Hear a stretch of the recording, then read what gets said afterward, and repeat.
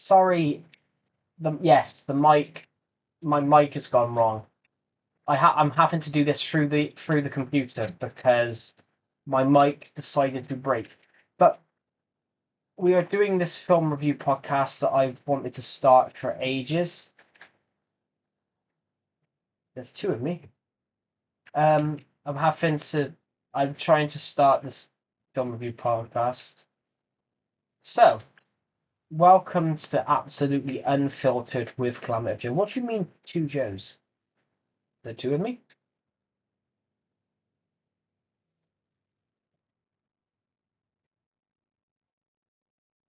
There's never two Joes, but there's only one. Um, yeah, that cannot be helped. That actually cannot be helped because the snowball has decided to go wrong, and I'm not sure what it is. We'll try. We will try and see if it works.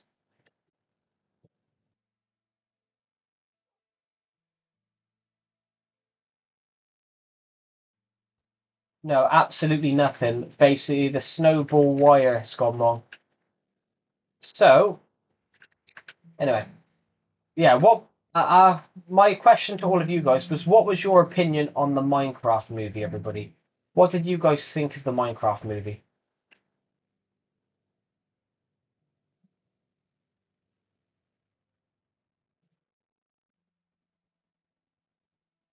Please. So the way that this is going to work, guys, I'm going to ask each time we do a podcast, I'm going to ask you a film, guys. Is there any reason why you think it's good, or is it just because you're young and you like any film that you like any film that you want to watch? 'Cause that's a real thing, guys. Honestly, as a filmmaker, there's a real thing of young people. There's a real thing that young people get so excited to see a film, and because they're so excited to see it, they like it whether or not it's good. Um,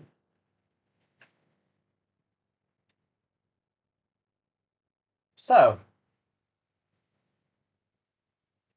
but be aware, guys, I will probably, some of you will end up in tears after I slate this film because I hated it. I'll be honest, I hated the Minecraft movie. Not because any particular, because for a few reasons. Basically, with the Minecraft movie, I think that the first 20 minutes is too slow. The first 20 minutes of the show could have been condensed to 5 minutes. Um, Within 5 minutes, you think Jason Momoa's character is really annoying. You see the other character, um, Daniel Brooks's character of Dawn. You don't really comes across as just the sweet neighbor, which that kind of works. But Jason Momoa's character, and at the start, Ellen Myers' character comes across as really annoying. Um, I do think I do think Jack Black was the wrong choice for Steve. Absolutely loved Jack Black in other films. I thought he was the wrong choice for Steve. But the first 20 minutes of the Minecraft movie is too slow. That 20 minutes of meeting all four people, you could have done that in 5 minutes. Basically, I'm going to use another film as an example here. The Chronicles of Narnia, The Lion, Witch, and the Wardrobe. Within 5 minutes, you've seen the German bombings of London during the 1940 and the Blitz. You've seen the London Blitz. You understand straight away why they need to leave London. You've seen them evacuated onto the train to the countryside. The only good part was Technoblade. Wow, that was a good tribute, and the reason I think it's a good tribute is it was subtle. It was subtle. It wasn't over the top. It was subtle because Technoblade's not important to Minecraft in the grand scheme of the game. in the grand scheme of the game, Technoblade's not important to Minecraft in the game. Like, Minecraft was already popular before he took off, and it would be popular afterwards. But what I mean is, I'm glad that the tribute wasn't over the top, as if he was the creator of the game and things like that. Because sometimes people do over the top tributes, and I'm glad that tribute was settled, because there's older people that would play Minecraft. There's older people that play Minecraft who were like, who the hell's that guy? There's people that played Minecraft back in the day when the game took off, really become popular in like 2010, 2012, and their thing would be like, who's Technoblade? Because no one would have heard. No, he only really took off in, like, 2016-ish, 2017-ish. No one really knew who he was beforehand. So, if you get what I mean, the tributes was good that it was subtle, because he's not exactly very popular in the terms of the game. He didn't create Minecraft. Like, Minecraft was popular before him, and it would be popular afterwards. Which, there's some films that they generally do that. They over tribute people. They overly over the top tribute people. It would have made more sense if he was someone like Notch or something that made the game. But the tribute worked, and it was a nice subtle tribute. But then you can't really say a tiny tribute to someone was the best part of the film. First point we're going to make on this is the Minecraft movie.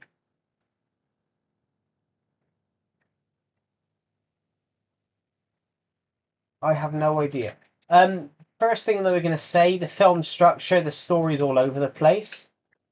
The first thing, on the total structure of the short film, the short film is all over the place. I have seen that, Glow Beans, but I'm not doing a Minecraft stream right now. I'm doing a film review. I'm doing a film review podcast, which I've started, and I'm doing it on here. And I've changed my mind and decided to do it on here now because, more people would see it.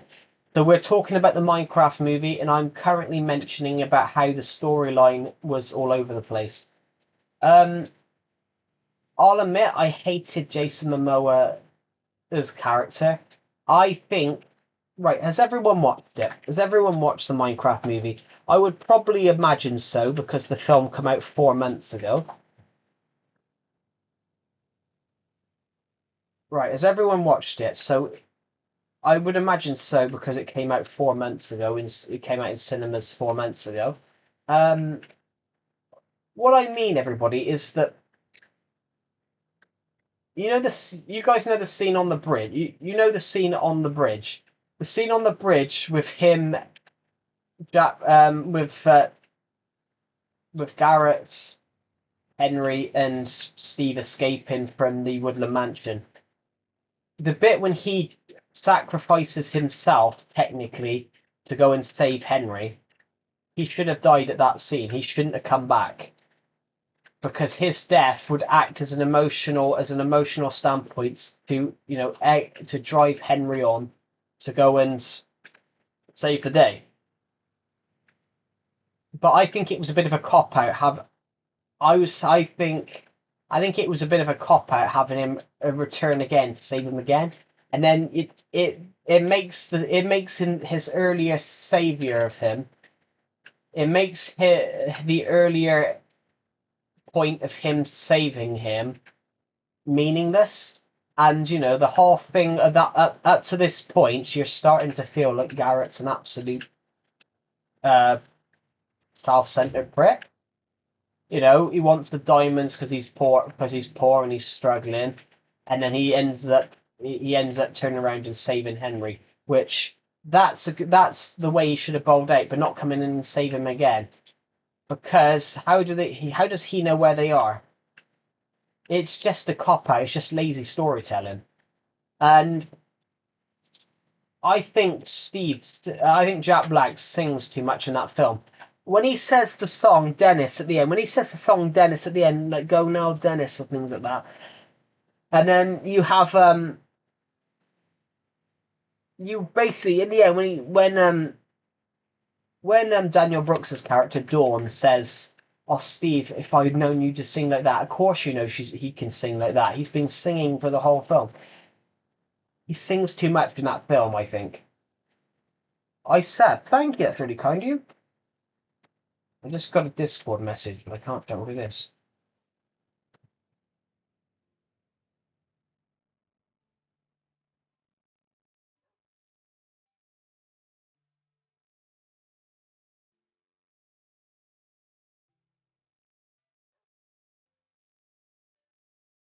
I said, "Thank you, that's really kind of you." Yes. So what I mean is that Jack Black, I think, thinks too much, but then I find it stupid when when he says like Flint and Steel, Chicken Jockey, Diamond Sword. I think he should have done that 3 times. He should have done that 3 times, but I think him constantly saying just Minecraft blocks and Minecraft items. It got repetitive and annoying towards the end. In most films, in every film, it says you should do it 3 times. If you're going to say something in a film, say it 3 times. You only need it said 3 times, so you understand that you understand what the blocks are, but you don't have to go and he doesn't have to go and say what everything is. I thought that was repetitive as well. But on the good points, I really liked Emma Myers and uh, Sebastian Hansen's characters. I liked their dynamic, their characters' chemistry, and that sort of worked. I found Jason Momoa and Jack Black's characters, obviously Steve and Garrett. I found the two of them really annoying towards the end, and it was their constant showboating, and you know masculinity trying to one up each other.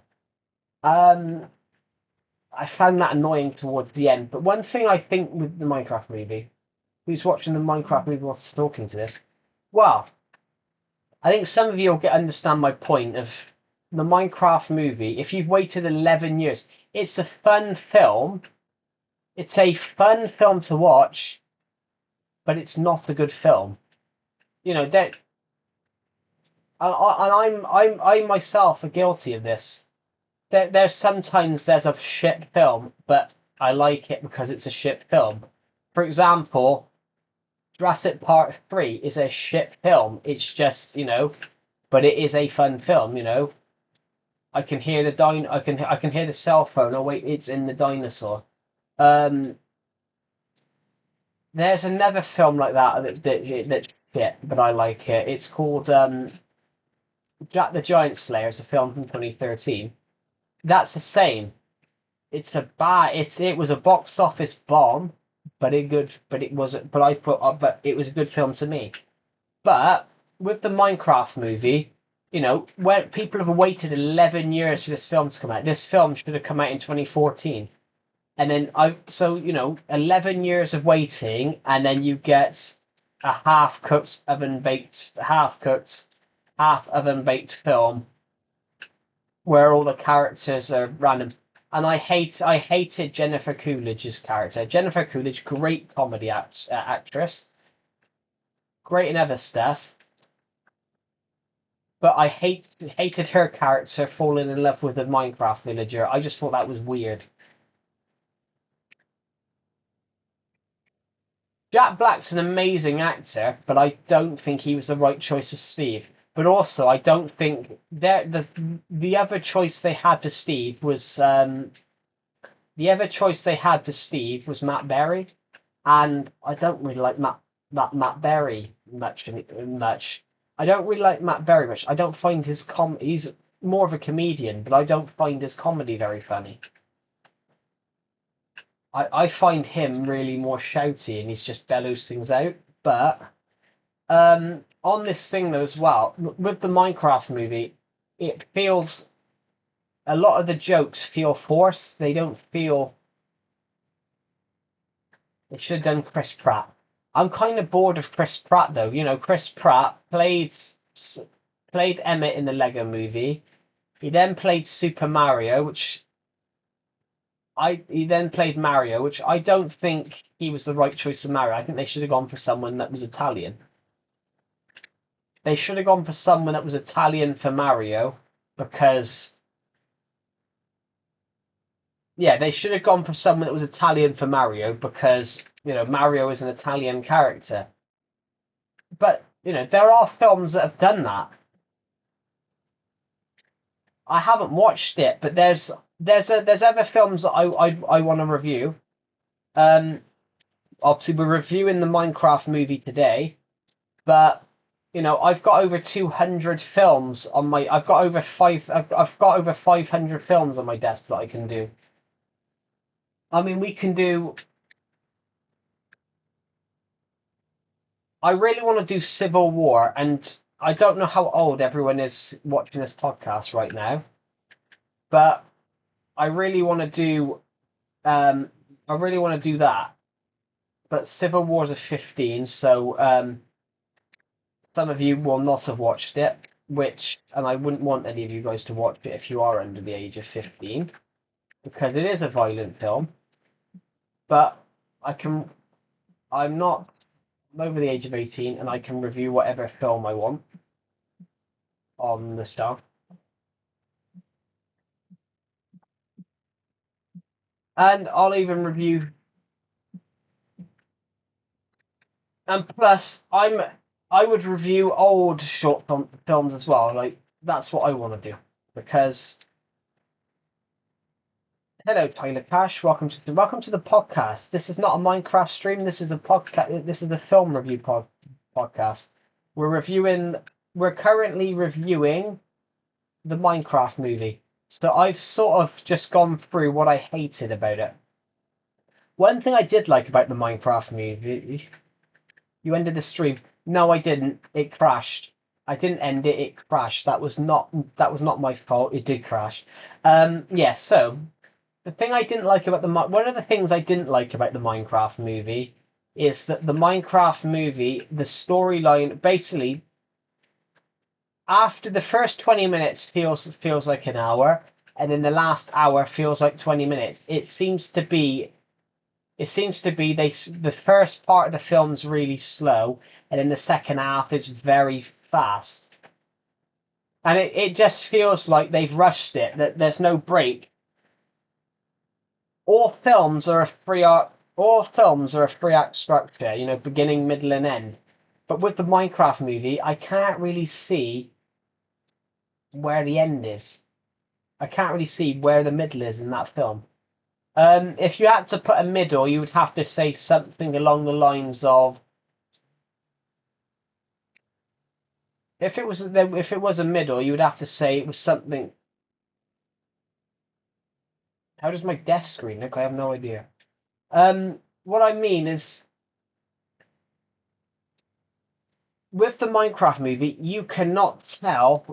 I cannot tell what the middle of that film is. I would have a guess the middle of that film is when they're at the Woodland Mansion. It's where they're at the Woodland Mansion. But when they're at the Woodland Mansion in that film, they focus too heavily. They focus too heavily on the chicken jockey scenes rather than the actual storytelling. How do they get to the Woodland Mansion? You got to think with that film? How do they get to the Woodland Mansion? How do they just sneak in? How does the kid get in? That it's things like that. The whole film doesn't make sense, and it just seems like it was put together with kettle and string. No offense to the writers and all that, but the film does look rushed. It feels very jaunty as well. Like you're going from place to place with no thought process on how they get there. Well, but every film has to make sense. That's the thing. Every film has to make sense. The lore in film The law in the film industry is there has to be a flow in the film, and with the Minecraft movie, there is no flow. There is no flow in the Minecraft movie. We're here, like literally. I think Emma Myers and Danielle Brooks are really good actresses, but there's no point of them being in the Minecraft movie. When they're trying to find the cartographer, that is true, Tyler Cash. I agree. I'm going to read that out. The Minecraft movie is a definition, a great idea, but terrible execution. Yeah. Emma Myers and Danielle Brooks, characters of Natalie and Dawn, they are useless in that film. Literally, they take part in fighting the piglin horde in the village, and then you don't see them for the next hour. But then you have no idea where they are, and then you suddenly see them in the woods, and she's moaning about she's ruined. She's had to hide. She's basically saying later on about I've had to drop everything to take care of my little brother and all that. Which that adds a bit of emotional depth to the character. But apart from that, they do nothing. Apart from that, they do absolutely nothing until they meet up with everyone else again. But there was no point of really having them there. They're only useful in 2 scenes. They're really only useful in those 2 scenes. They're pretty much, that's the only scenes that they actually have a purpose. And that's something I really hate in film. You have a character there just because they're there. So one of my favorite characters in Doctor Who was Captain Jack Harkness, and the British TV series Doctor Who. He was a massive character in the David Tennant era from 2005 to 2010. They brought him back in 2021 in an episode, and he saves the Doctor from prison right at the start of the episode, and then he's basically just there for the next episode. Then for the rest of the episode, he's just there. He's got no purpose. He's just there. And I hate things like that. I hate things when you have characters and stuff that do absolutely nothing. There's no purpose of them being there. Let's think of some other examples of that.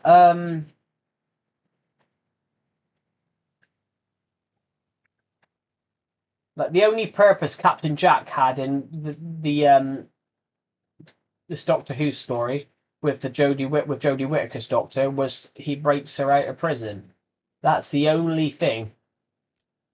That's an interesting, standpoint. But that's what I feel with Dawn and Natalie there. The 2 of them feel like they're just there. They just feel there. There's no substance to them. It's interesting, but then and also you can clearly see that they're on a green screen in a certain shot. That's a professional movie. That's a professional movie with a budget of 100 million. If I submit a green screen work, I took film production at uni level. Honestly, my uni lecturer would have killed me if I handed him work with the green screen, with the rim of the green screen not edited out. The fact that £150 million movie,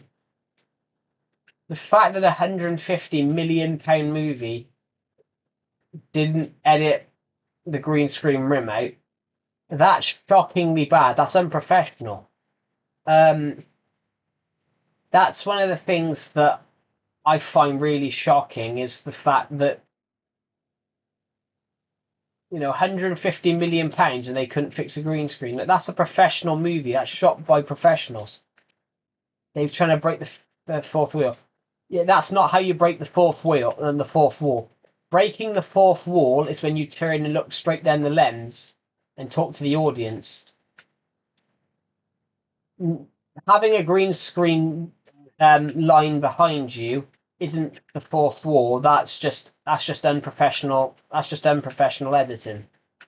Literally, as a person that studied film production for 6 years, if I had did that, my uni lecturer would have killed me because he would have failed my work. Like, how can you get away with that on a professional film? You know, people are paying to see that. With every film, they have to make it to a certain standard of quality because you've got to think people are paying to see it. People are paying to go and watch that film.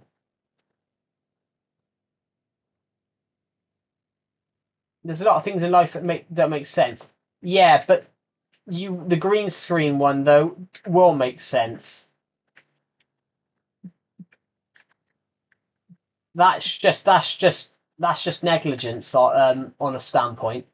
But what I mean is there's a scene and it's really visual. There's a scene when it's really visual. Like even the lighting is terrible. So one massive thing about filmmaking is the lighting.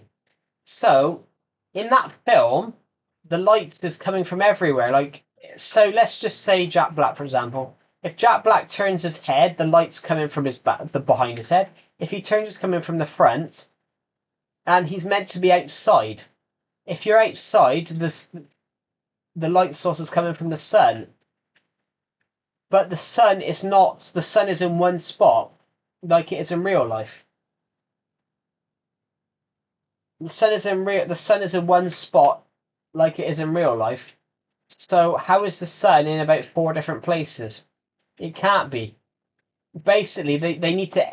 When you're on a studio setting, you've got to edit that extra light out because on a studio setting, they've got to overly light it so the camera can see the actor. But then they have to go and edit that light out afterwards to make it look natural if they're meant to be outside. But in the Minecraft movie, they didn't even bother to edit out that light. They didn't even bother to edit that additional light, which that is not the best. You could, but the sun is still in one spot. The sun is still in one spot. The sun will either be in front of you or behind you. The sun will either be in front of you, over the top of you, or behind you. But it can't be in 5 places at once. But I get what you mean, but it seems to be you're trying to find an answer to why it was like that. Find an excuse to work out why it's like that, rather than look at it and go, why is it like that? But then some people do. Some people generally do that. Maybe it's like that because of that. But then there is complaint doesn't make sense. I'm not. This is a film review podcast, so I'm saying what I hate about the Minecraft movie. But I hate that they shot it unprofessionally. That's one of my points for. I studied film production for 6 years, so I'm giving my honest review, which is why the podcast is called Absolutely Unfiltered. If I think something's shit, I'm going to say it's shit. That's why I've called it Unfiltered. Because there's other films that I will absolutely rip apart. There was a film I watched a few years ago, and the whole film doesn't make sense. Somebody pulls a sword straight on a soccer field. I'm like, well, where the fuck's the sword come from? Where are you going to find a sword on a football field? Well, I think it was an American football field actually, but then.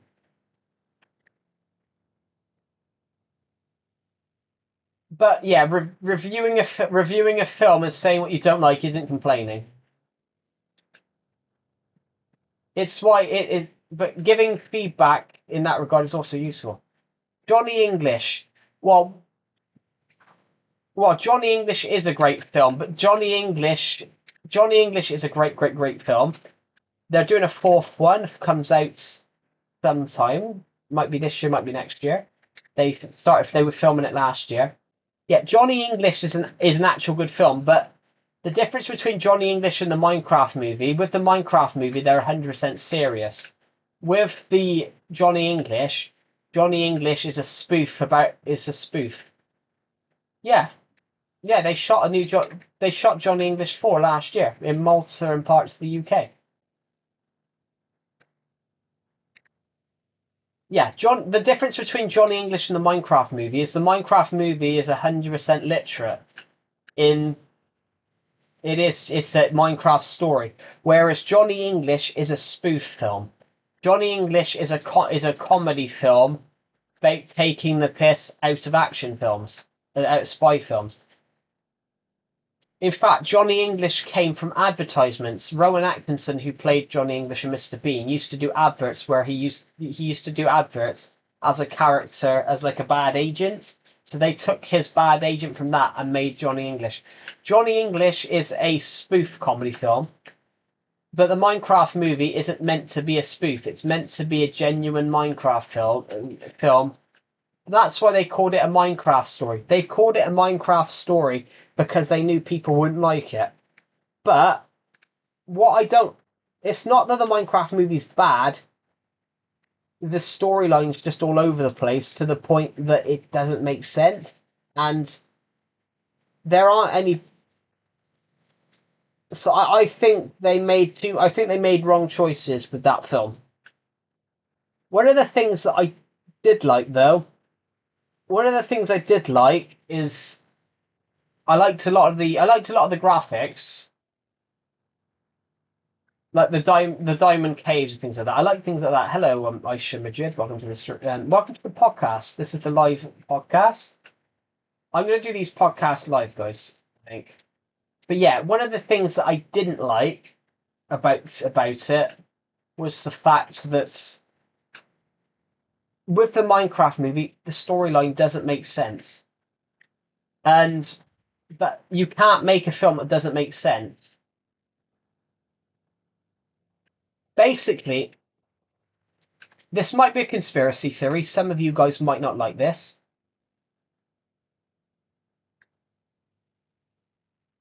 Young kids, Minecraft's popularity is what got it money. Basically, a lot of people didn't like the movie. People went to watch it because it was obviously a very popular game. But the thing with the Minecraft movie that I absolutely hated, the Minecraft movie made profit. The Minecraft movie made profit. For a film to make profit, for a film to be classed as a success, it needs to make its budget 3 times. So the Minecraft movie needed to make 500 million to be a success. And I think it only made that because it's Minecraft. I don't think any other film, if it wasn't Minecraft, if it wasn't because Minecraft was popular, I think that film bombs at the box office.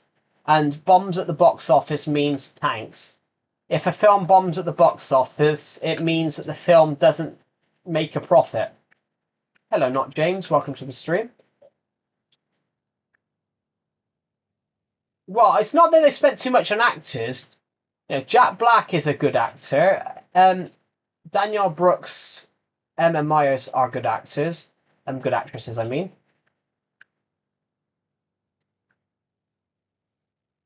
Jason Momoa is a good actor as well. Jason Momoa is a good actor too. The young kid no one knew, Sebastian Hansen, who was in the film as Henry, nobody really knew who he was. So basically, he was just a young up and coming actor. Yeah. They didn't have a common goal, but as I said, like as well, especially with the Minecraft movie, Emma Myers and Danielle Brooks' characters of Natalie and Dawn, respectively, they are absolutely useless to the point they have no purpose in that film. Up until the final battle, they have no purpose. Well, they did because Jason Momoa is a massive actor. So's Jack Black.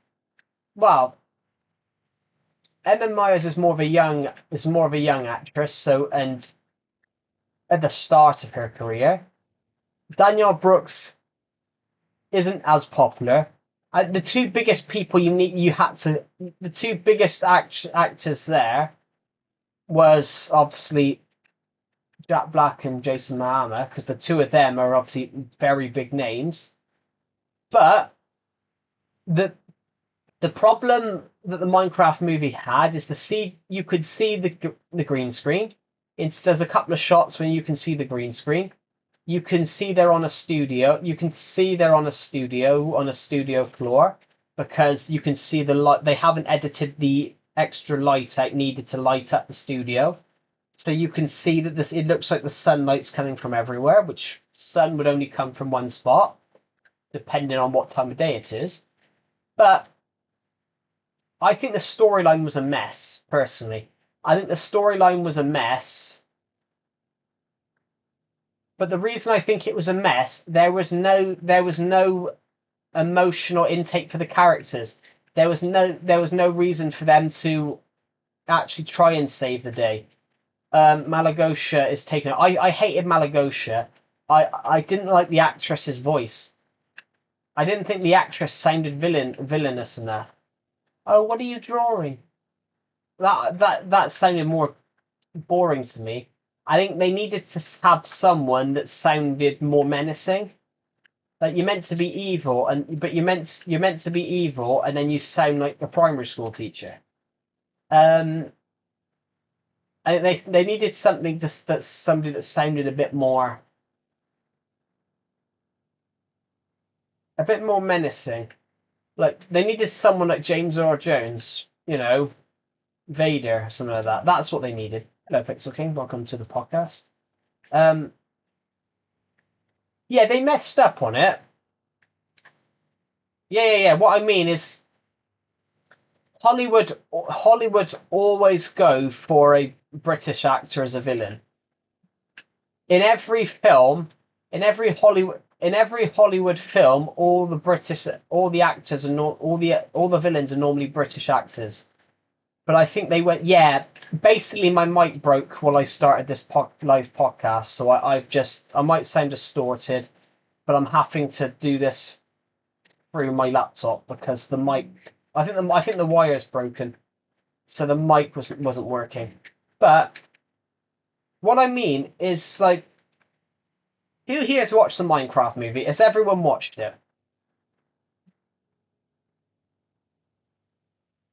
Has everyone watched the Minecraft movie? We're reviewing the Minecraft movie on this podcast. Everyone that's just joined. Basically, what do you guys think? Haven't seen it. Yeah, cover your ears because I'm going to do a spoiler. I think Jason Momoa's Garrett should have died on the bridge. Jason Momoa's character of Garrett should have died on the bridge when he basically tries to save Henry and Steve. He should have died there. You're led to believe he's dead, and then that's his death. I could fix the Minecraft movie. I could fix it. His death, and the fact that he sacrificed himself to save Henry should be Henry's emotional drive to save the day. You're avenging the death of someone that sacrificed themselves for you. That's what they should have done. But then they had him come back and save him again. They had him come back and They had Jason Momoa's Garrett come back, save him again, and then it'd take his earlier save. The last thing Henry said to Garrett before he saved him on the bridge was what the hell, man? The last thing that Garrett says to him is, he says to Garrett before that is, "What the hell, man?" He goes, "I thought you were cool," and things like that. And he's like, "Yeah, I might look great, but my life sucks." And he's bribed Steve to give him all the diamonds and things like that. So it's already being implied that Gareth it's already being implied that that Garrett's an absolute asshole and basically only cares about himself. And then when he saves Henry, it's like he's changing. And then that should have been his death. That should have been his death. Him jumping off into the bridge. You're led to believe he's dead, but he shouldn't have come back. He shouldn't have come back. He should have stayed dead. Because him going and saving Henry whilst they're trying to get the crystal into the portal to stop Malagosha. Him coming and saving him again, it takes away the emotional impact that it had on Henry earlier on. It takes away the emotional impact. And also as well, it doesn't work as well.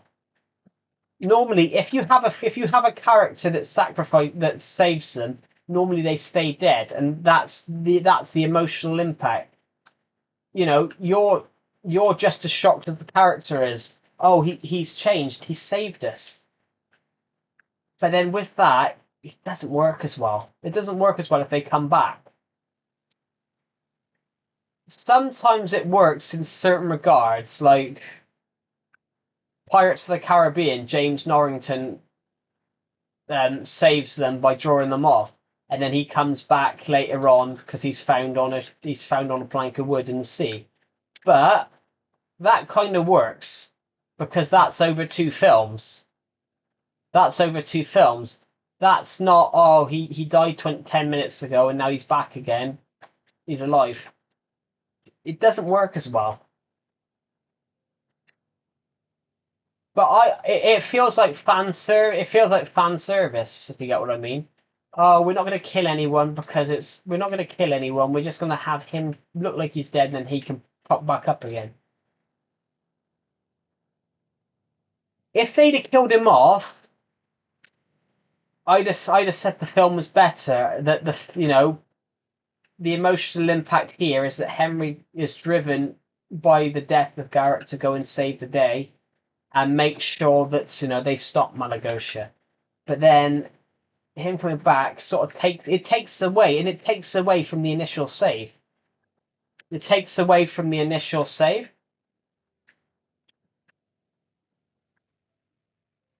Anyway, what do you guys think?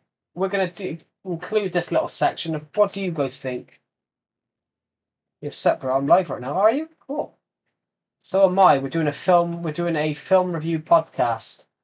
I've just ripped apart the Minecraft movie.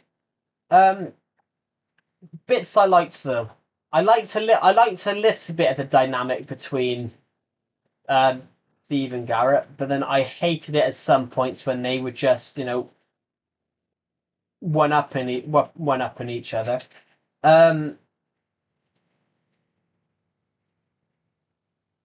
But there should have been more background. There should have been more background in some of the other characters. Like there's no background. There's a little bit of background into Henry and Natalie and what's happened to their mother. There's a little bit of background into Garrett and a little bit into Steve. But there's nothing into Dawn. Like she's just there. Like there's no. That is true. They could have done that. They could do that. Yeah. They could do that. That's the thing. Well, there you guys are. Hello, Karen Cam. Welcome to my new podcast that I'm doing on my YouTube channel. It's called Absolutely Unfiltered with CalamitiveJoe, and I'm reviewing films. So we're currently reviewing the Minecraft movie. I've just delivered a few points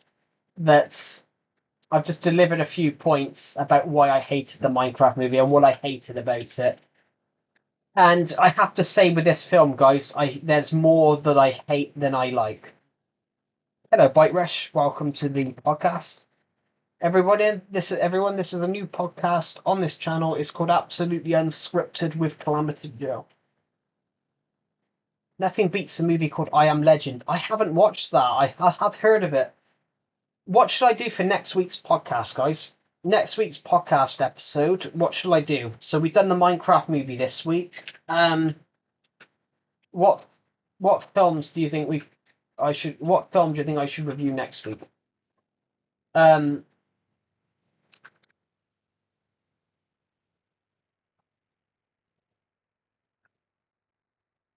I'm going to turn around and see if I can find the film. We could do a film called. We could do a film called Wonder. We could do a film called Wonder, and then we could do the film Whitebird at the same time because they are sequel prequel. We could do a film called Wonder. That's something we can do.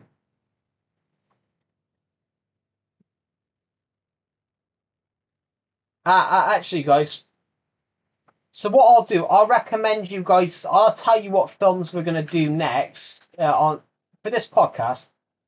I will tell you the film that I'm going to do the week before, and then I'll tell you the film I'm going to do the week before, and then you guys can go and try and find it and watch it. This these two films that I think we'll review next week are both free on Amazon at the moment. Well, I would do that.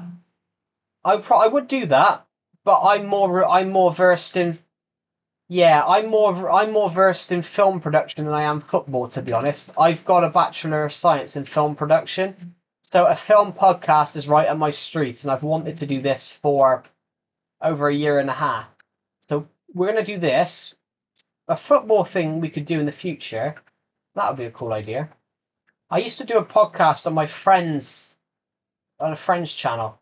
It was called the Lads Lounge, but the other guy, there was three of us doing it, and the other guy, me and my friend Accepted, were doing it, and another guy that we were friends with, but he stopped being friends with us, and then nicked the channel. So, what are the movies again? I'm thinking of doing Wonder and Whitebird. Wonder is a film from 2017, and Whitebird is its sequel that comes out in 2025. Yeah, that's interesting, Tyler. Yeah. So yeah, but we're going to do everything. We're going to do shit on here. We're going to do everything: shit films, good films, whatever films. So I even want to play some games on here. I even want to play some games on here. So this is early days. I'm streaming this through Minecraft at the moment. But yeah, so I decided to do the Minecraft movie first because I thought that this one was good. I don't know how we're going to stream format this podcast, but the film I'm going to do next is probably going to be Wonder and Whitebird. Wonder is a film from 2017 about a kid with facial deformities. It's a not a true story. Say it's a film about it's a film about a young child going to school for the first time, but he's got facial deformities, and it's all about how horrible the kids are. Some kids are, about how nice some kids are and how horrible some kids are. Um, but the prequel film they've done, it is one of the beautifulest films I've ever watched in my life, and I cried through the whole film. And you got to think I'm a 23-year-old male, and I cried through that film. I watched it 7 years when I was 10. Wonder, yeah, but the prequel they've done a prequel recently about the bully's grandmother, and it's one of the beautifulest films that I've seen this year. And literally, I cried at odd point for the first hour of the film.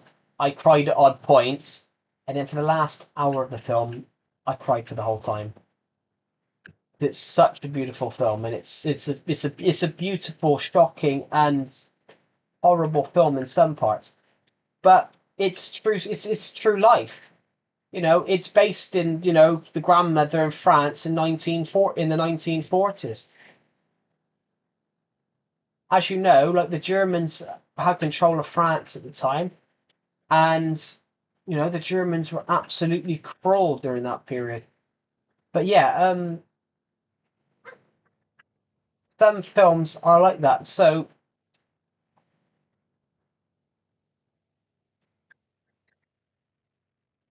I wrote them down. Yeah, they are two beautiful films. I'm going to quickly think about what. So please suggest some films, guys, that you might want us to do. We could do. I've got I can see a couple of films on here. We can do The Iron Lady. The Iron Lady is a film about Margaret Thatcher, the first female Prime Minister of the UK, the first female Western leader in the first female leader in the Western world. But it's the film's told through her memory loss. So throughout the whole film of the Iron Lady, you're constantly jumping back and forth between points because it's basically it's Margaret Thatcher trying to remember stuff, because towards the end of her life she couldn't remember that she wasn't prime minister anymore. He was prime minister from 54 to 65. Yeah, there's generally this film, the film The Iron Lady. The whole film is structured on that. Basically, Margaret Thatcher, towards the end of her life, she could not remember things. On her good day, she could remember. On a bad day, she couldn't remember what she was saying at the end of the conversation. Couldn't remember what she said at the start. And there was points that she couldn't remember resigning as prime minister. And it's a really amazing film. But she couldn't remember resigning as prime minister, so there was points that she was asking for her cabinet and things like that. And basically, her daughter had to tell her numerous times that her husband had died, and the fact that she wasn't prime minister anymore. Which, that's a really sad thing. You don't want, even if you don't like the politician or anybody for that matter, you don't want it to see people get like that, which they can't remember their husband's death or can't remember their the job they did for so long. Alzheimer's wasn't traumatic.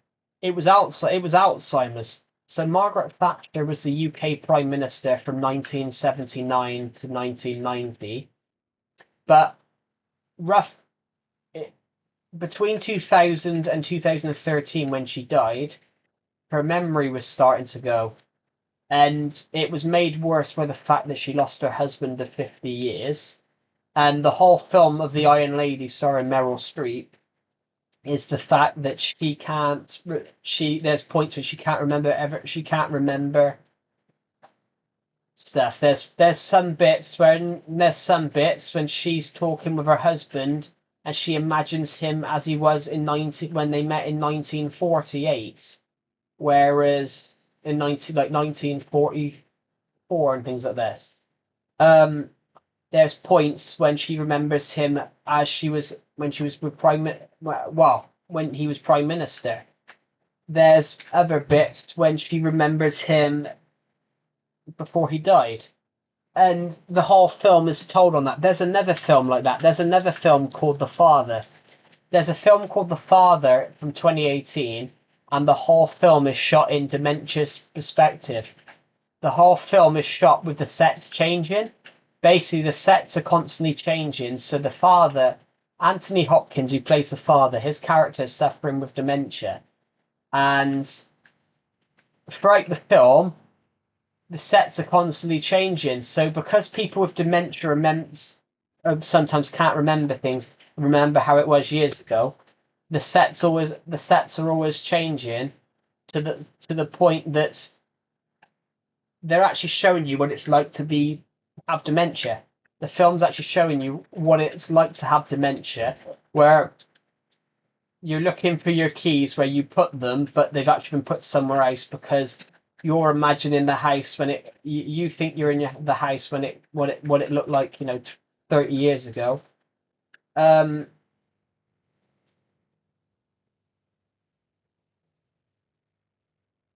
whole film is shot in the perception of dementia, so the sets are constantly changing. There's a couple of films like that actually that do it. That have done it like that, but it's a very interesting concept. it's like, for example, the film Poor Things. Do not watch it if you're under the age of 18. They every set is bright colours because they try to make the world look like a postcard. They try to make the whole film look like a postcard because you've got someone exploring the world. You've got Bella Baxter exploring the world for the first time, and you understand that she's seeing the world for the first time and learning things because she gradually picks up more and more words and more understands herself towards the end. Hello, Joe. Just decided to pop in. How are you? I'm good. Bye. Blimey. I'm good. How are you? Um, yeah, I've lost my train of thought then, guys. What am I going to say? So, yeah, the film Poor Things, they do the sets in bright colours to make it feel postcardish. That you're meant to not believe that these places exist. So because it's Bella Baxter learning for the first time, and it's finally exploring the world. And because in the first part of the movie, you've got Willem Dafoe's Godwin Baxter won't let her explore, and then when she's finally allowed to explore, she's seeing the world like a postcard. So the camera makes all the set the bright colours to make it feel like a postcard. Really clever cinematic. Really clever cinematic shot and really clever editing. Just too many sex scenes in it though. And I can say that because it's not a Minecraft stream. Technically, it's a film podcast. Very odd film, shot with fisheye lenses in some shots. Very good film. As I said though, just don't watch it if you're under the age of 18. Surprisingly, it won Best Actress, and Emma Stone was brilliant in that film.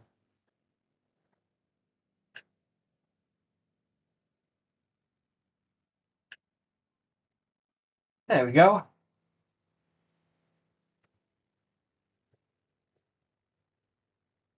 Yeah, going back onto the Minecraft movie though. Basically,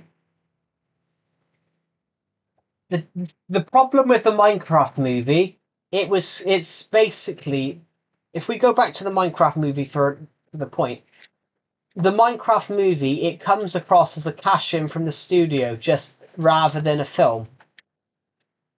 There, there's some films that are cash grabs where you there's some films that are seen as cash grabs where basically no matter if the film's good, people are willing to go see it, so they know this. The studio know this, that some people will just go and watch a film because it says Minecraft on it. So no matter what the film is,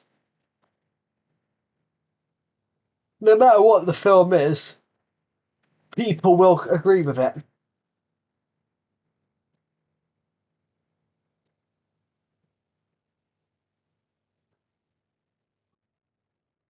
No matter what the no matter what the film is. Hello, Dark Shadow. Welcome to my new podcast where I'm airing on my YouTube channel. It's called Absolutely Unfiltered, Absolutely Unscripted with CalamitiveJoe. And today is school. School is bad. Yeah. We're doing a new podcast. We're doing my podcast. It's called Absolutely Unscripted with CalamitiveJoe, and we're reviewing the Minecraft movie on this podcast. So some people won't like my opinion on the Minecraft movie, but I thought the Minecraft movie was a shit film.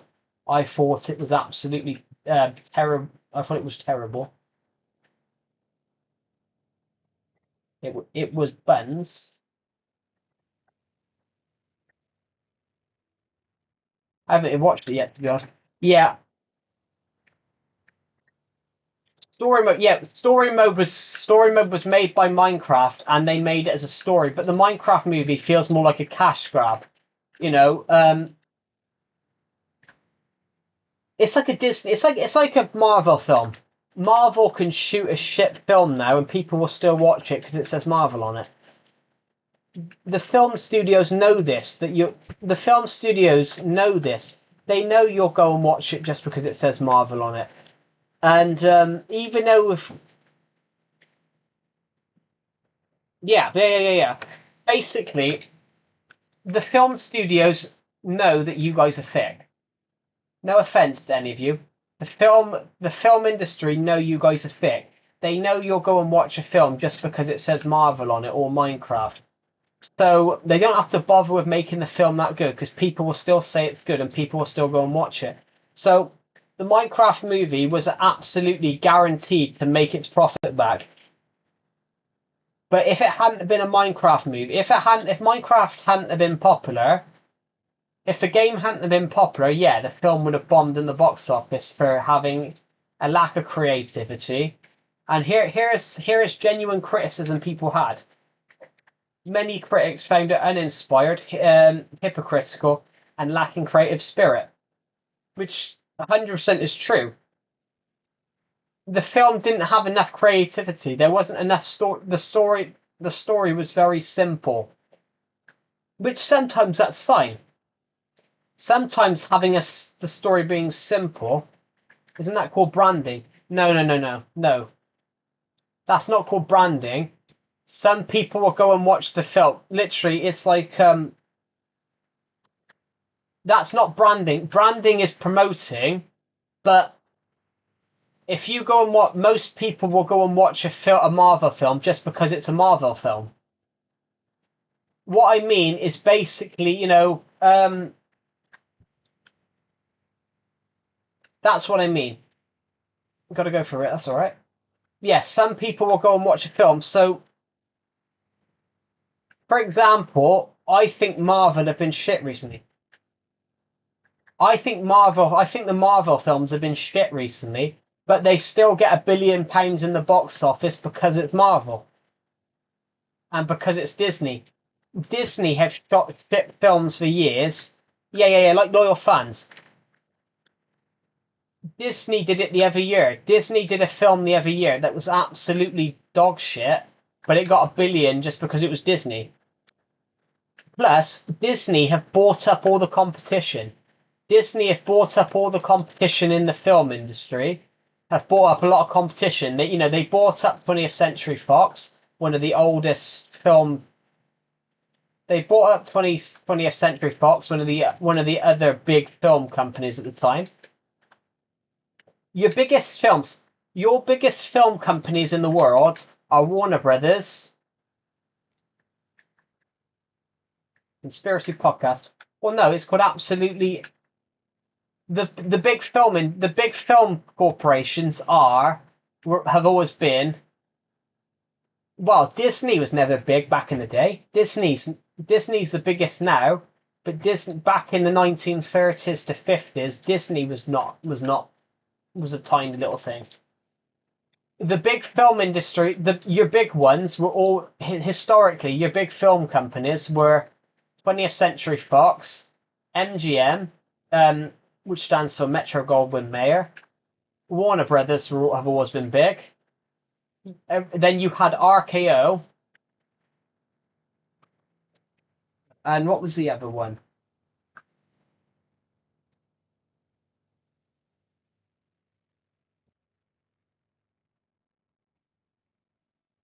Well, your big ones now, your big ones now, well, your big ones now are Walt Disney Studios, Warner Brothers, Universal, Paramount, and Sony. Whereas Amazon now own MGM. Amazon have bought up MGM. 20th Century Fox, which was absolutely huge back in the day, has now been bought up by Disney. Disney have bought up a lot of competition to the point that Disney can shoot a shit film and still make bank with it. Like Star Wars, for example. Legendary.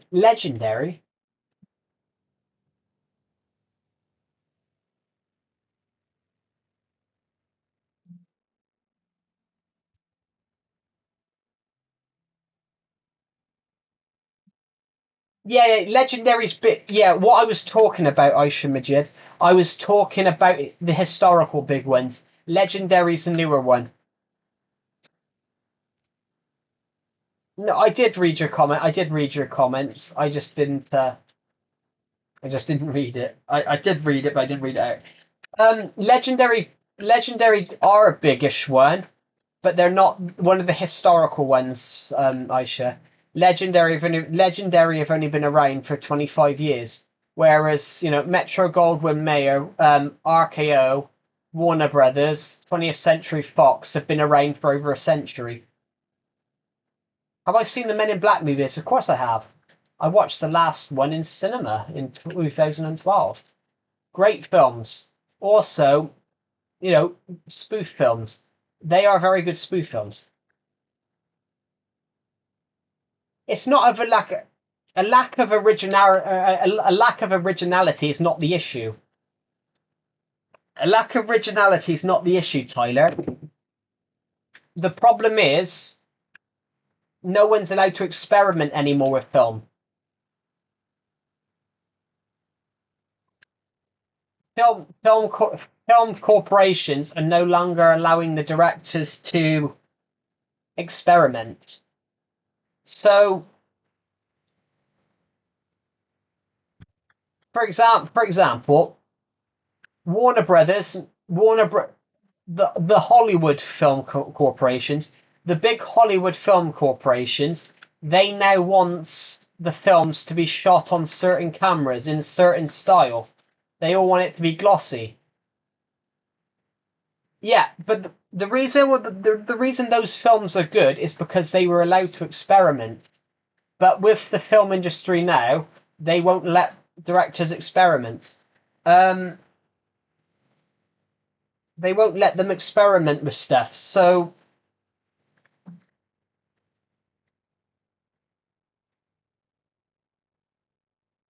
they can say anything they want. Yeah, but that's one of the actually Dark Shadow. Here's a good film for you: Blazing Saddles.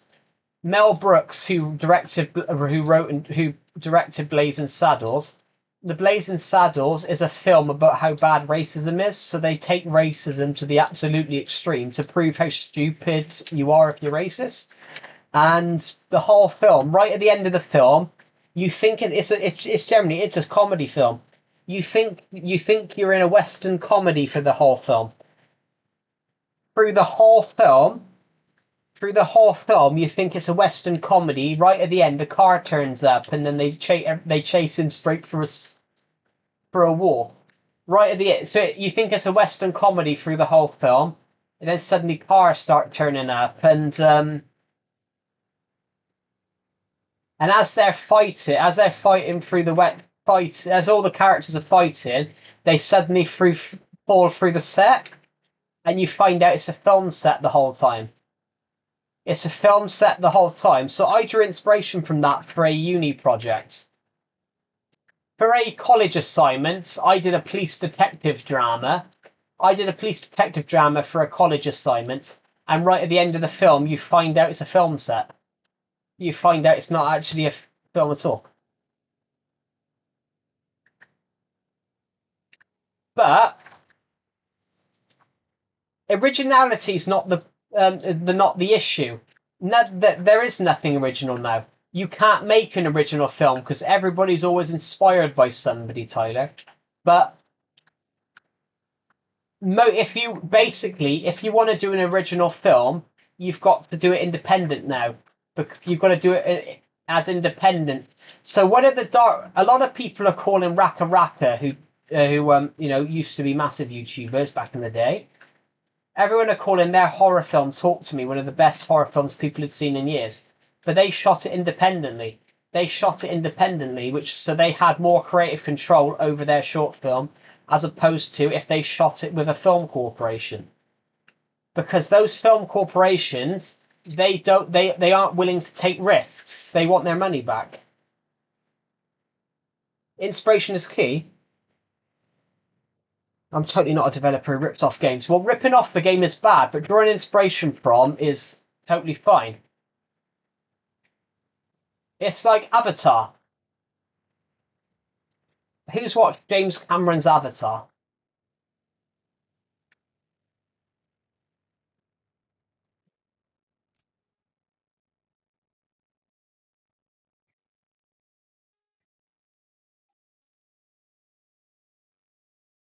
Right, how many people have watched James Cameron's Avatar, guys?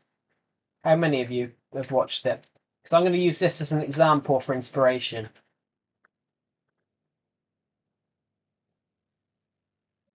Avatar: The Way of Water. Two of the two of the most popular films of all time. Yeah, what was I going to say?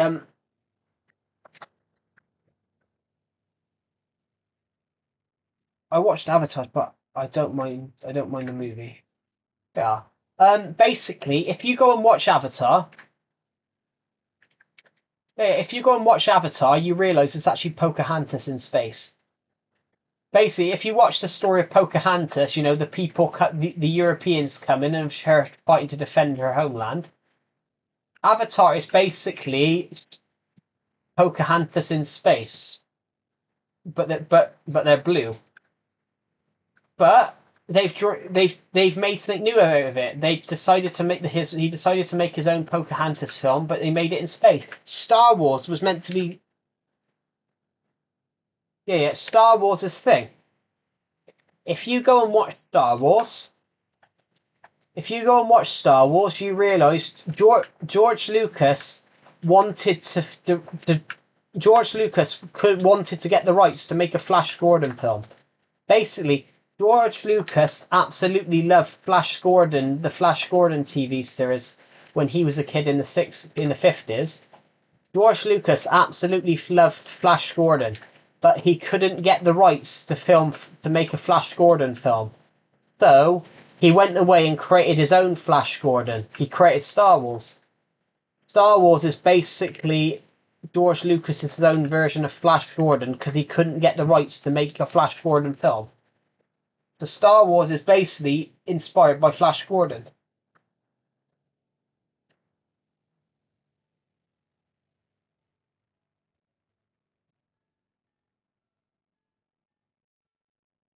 Yeah, here we go. Flash Gordon is a science fiction television series that's debuted on Sky. It was a comic series. It was a comic series about like an action superhero style character.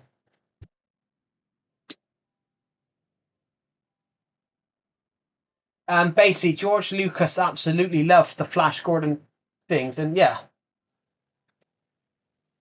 Can you make a video saying CalamitiveJoe 1,000 times? Jesus, probably not. 10,000 times I just read it as. But yeah, if you watch the film Flash Gordon, you realise, yes, Star Wars is basically Flash Gordon, but George Lucas wanted to make a Flash Gordon film, but he couldn't get the rights to the film. He couldn't get the comic book rights. To be honest, I probably wouldn't be able to do that, to be honest. Joking. Yeah, if you go and watch, honestly, guys, if you go and watch Star Wars, yeah, Spaceball, the guy that made Spaceballs made the film I referenced just now, The Blazing Saddles. The Blazing Saddles is a parody of Mel Brooks always made parody films. So Mel Brooks made a parody of Western dramas, but he made a Western drama about a black sheriff. Because back in the time, back in like the 1880s, the thought of a black sheriff was like sticking a man on the moon because people didn't want that. And the whole film of Blazing Saddles is the people of the town don't want him because he's black, and then right at the end of the film they don't want him to go. And the whole thing is throughout that film they realise that he's just the same as them. It's actually a film about how stupid racist people are and how short-sighted. And the people hate the film and don't think it should be shown because they use racist words. but they used it to the point to explain and show to the world about if you're racist, you're stupid, about how stupid you are if you're racist, because everyone's equal. So it gets to the point you've got black supremacists, white supremacists, you've got Adolf Hitler, you've got Stalin, you've got dancers,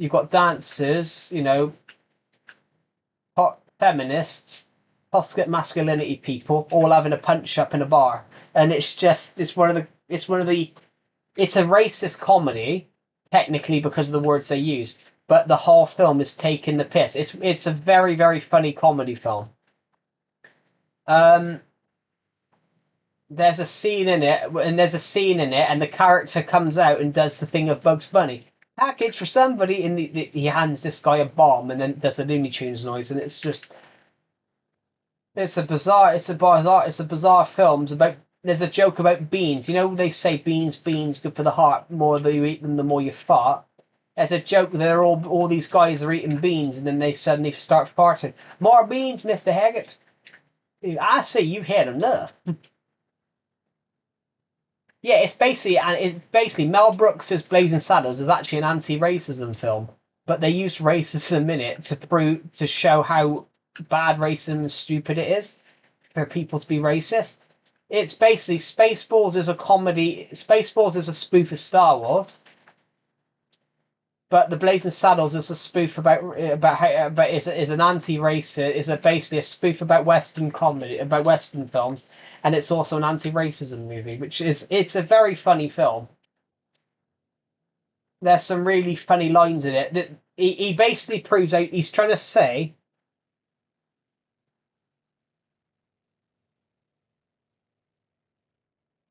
I haven't. In this line,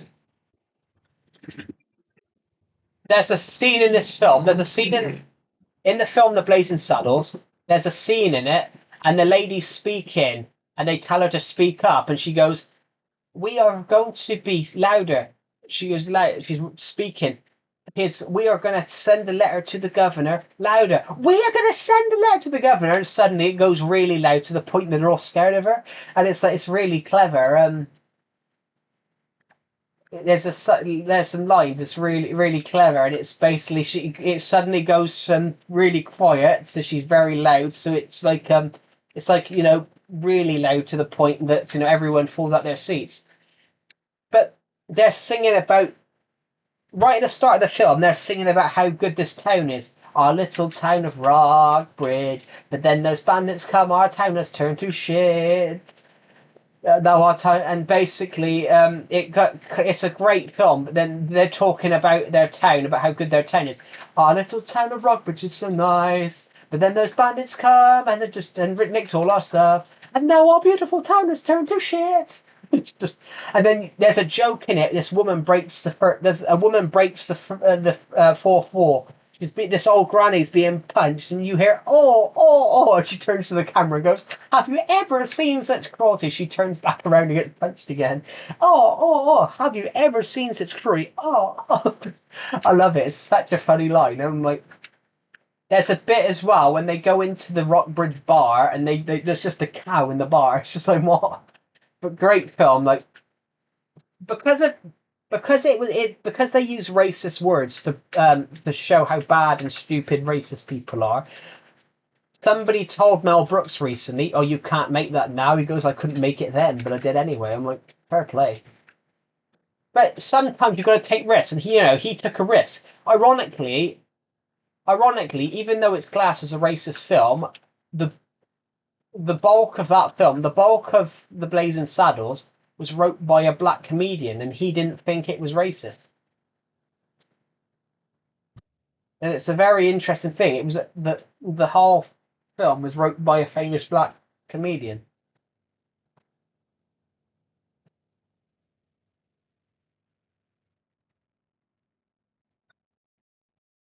Yeah, the bulk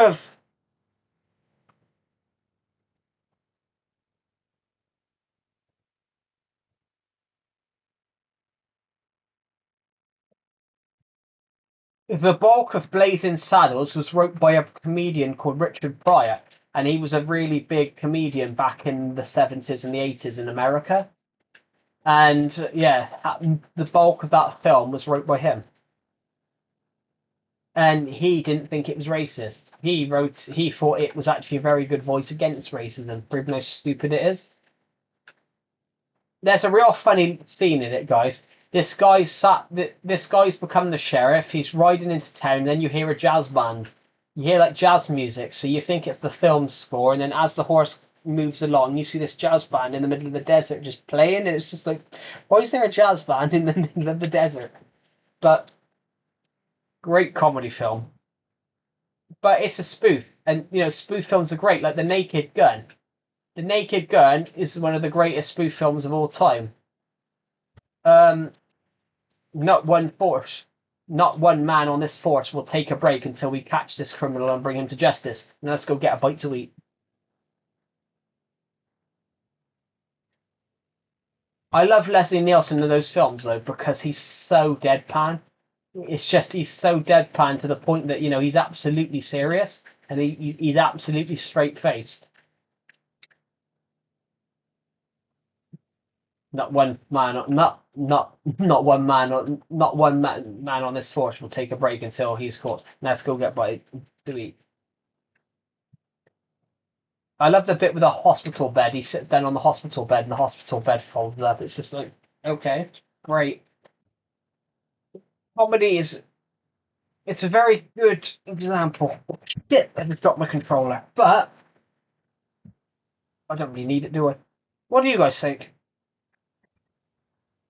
But the thing with the Minecraft movie though, because obviously we're actually reviewing the Minecraft movie on this podcast.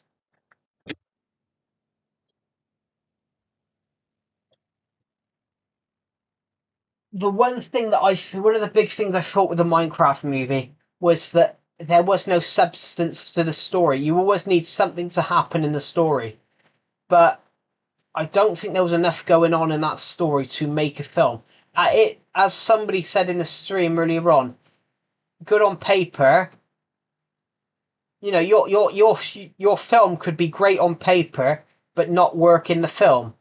For example, I'm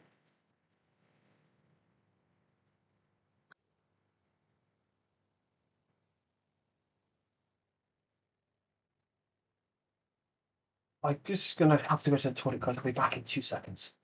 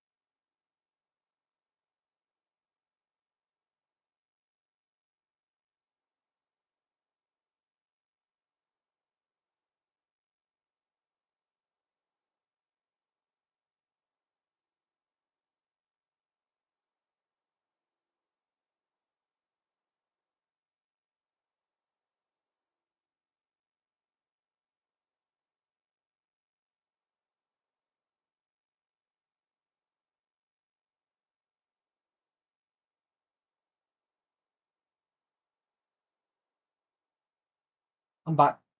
Sorry, guys. Good. Yeah. You did say that, Tyler, yeah. I couldn't remember who said it then, because I think somebody else said something similar. But the thing with that film, I love Minecraft, but it should have been the end. Malagosha was a terrible... Well, the idea of Malagosha is interesting. I think the actress, whoever played Malagosha, they didn't sound villainous enough. They basically, they didn't sound the part. They didn't sound the part. It's the same as Jack Black didn't really look the part of Steve.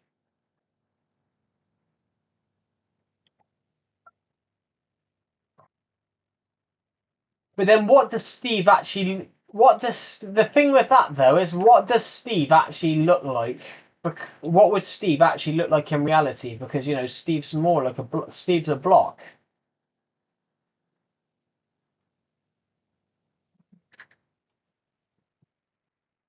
But it's the same. Sometimes they cast the wrong people for roles. Um,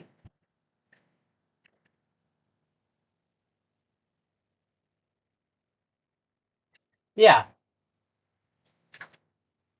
that's the thing though. They sometimes they cast the wrong people. It's the same as football managers. It's the same as football managers. Wayne Rooney got hired at Birmingham. Basically did a really bad job. But it's one of those. The previous Burn. Did I say Burnley or thing?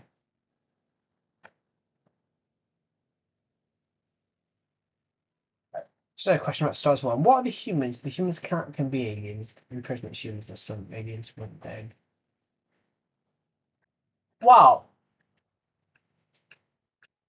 I think with Star Wars it was confirmed. I think with Star Wars it was confirmed. With Star Wars it was confirmed that basically humans originated on Coruscant. Humans originated on Coruscant. Then obviously spread out. But a lot of the ships were made by an ancient civilization in Star Wars that died out because they were so inventive. Basically, ships 5,000 years before still looks the same because this one species was just very advanced and nobody matched it. And nobody matched it afterwards. It's an interesting thing.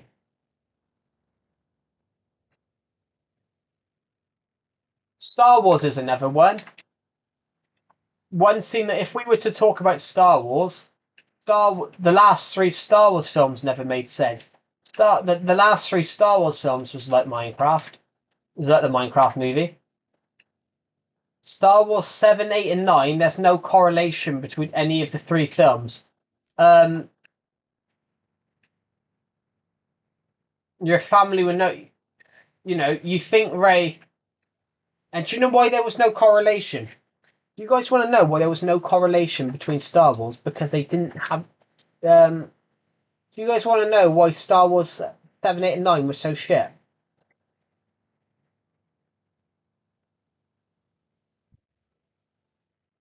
Star Wars 7, 8, and 9 was so shit because they didn't know what they were doing. Daisy Ridley, who played Rey, admitted recently that at one point she was Obi-Wan's granddaughter, then she was Luke's daughter, then she was Palpatine's granddaughter. Basically, they can't be Obi-Wan's granddaughter because the Jedi never had it was against the Jedi order to have children, and Obi-Wan was on the Jedi Council, so Obi-Wan was on the Jedi Council, so he would never have had children.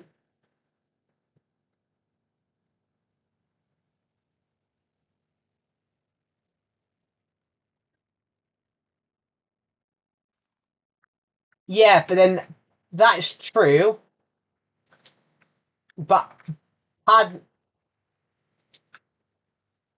Jedi's aren't allowed to form relationships, so Anakin did it behind the Jedi Order's back.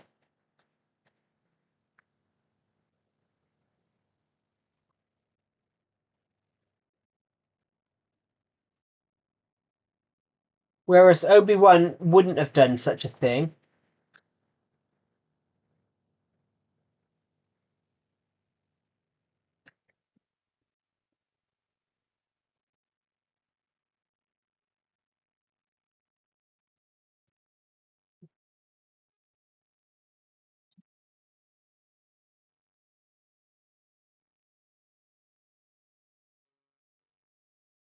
With Star Wars though, they rushed it so much to the point.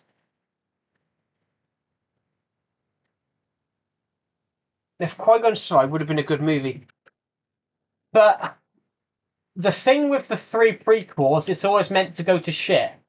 Qui-Gon dying was what gave the rise. If Qui-Gon had survived, there's a very clear chance that Anakin would never have gone to the dark side. Whereas,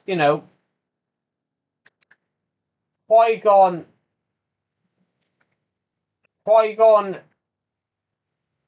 Obi-Wan is not that much older than Anakin. Whereas Qui-Gon was more of a father mentor to him. Whereas Obi-Wan isn't that much older than Anakin. He's probably only about 8 or 9 years older. So,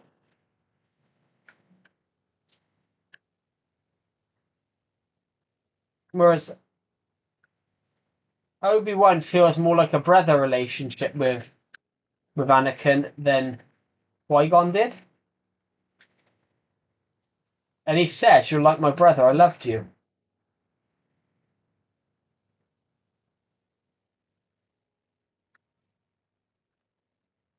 Which I think with Star Wars, though, the one thing that George Lucas is not good at is writing dialogue. One of the things that George Lucas was never good at was writing dialogue.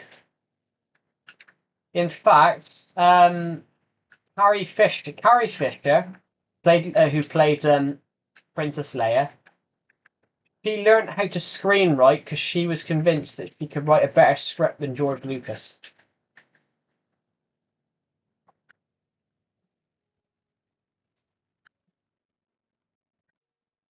That's why she became a screenwriter, and only because she was convinced that she could write a better script than George Lucas could.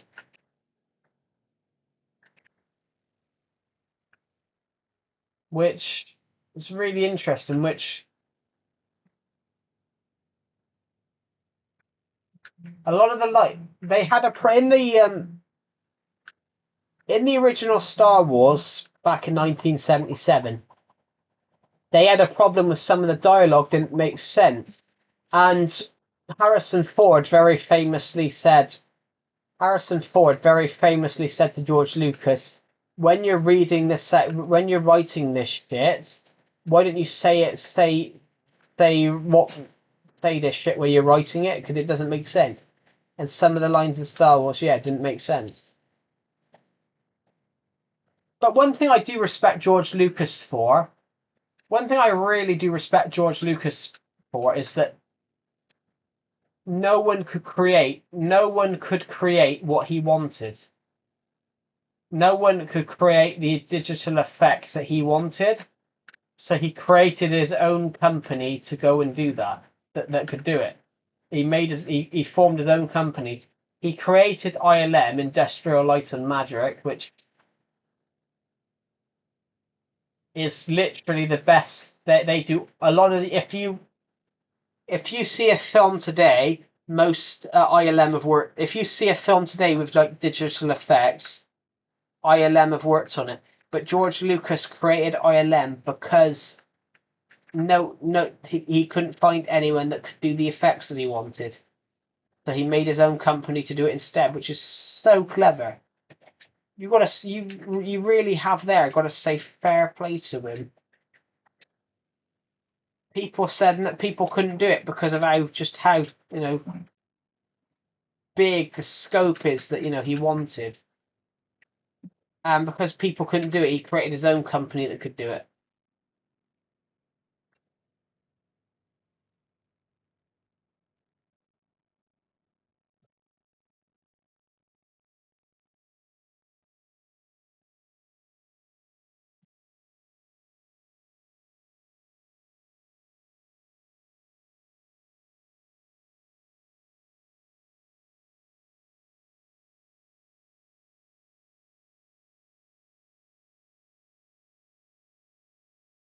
Here it is. Industrial Light and Magic is an American motion picture, visual effects, computer animation, stereo conversion, digital studio, founded by George Lucas on May 26, 1975.